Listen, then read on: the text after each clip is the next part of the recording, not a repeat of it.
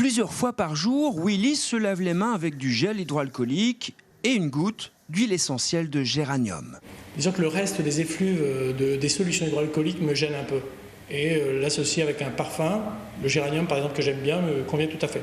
Moi personnellement, lorsque je me désinfecte les mains, je ne suis pas forcément au soleil. C'est quand j'ai à toucher quelque chose, faisant les courses ou voilà. Donc disons que quand je suis à la maison ou ailleurs, j'essaie de me laver les mains au maximum. Est-ce que c'est plutôt agréable d'avoir un parfum supplémentaire en plus? Tout à fait.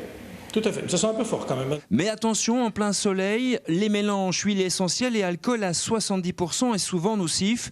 Les dermatologues mettent en garde contre les risques de brûlure. Ça ne servira probablement pas à grand-chose au niveau du côté désinfectant. Ça peut servir pour l'odeur, ça peut être sympathique évidemment, sauf le problème c'est qu'on se retrouve avec une exposition comme avec un parfum au soleil. Et donc on se retrouve avec un risque de faire des taches, de faire des brûlures. Et c'est quand même quelque chose qui a été très, très souvent vu à l'époque où les gens ne le savaient pas encore et s'en mettaient sur le cou par exemple. Et pour les enfants, une trop grande quantité de gel hydroalcoolique n'est pas non plus conseillée. Si on met beaucoup de gel hydroalcoolique sur des peaux fines, ça va quand même les dessécher, les irriter possiblement, mais pas forcément faire des taches, mais quand même être délétère. Alors sur les petits enfants, par contre, les tout petits, il faudrait quand même pas mettre ça régulièrement. Il faut que ça reste vraiment l'exception.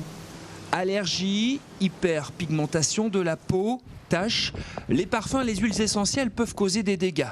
Pour une exposition au soleil, les dermatologues conseillent avant tout du savon traditionnel ainsi qu'une crème protectrice.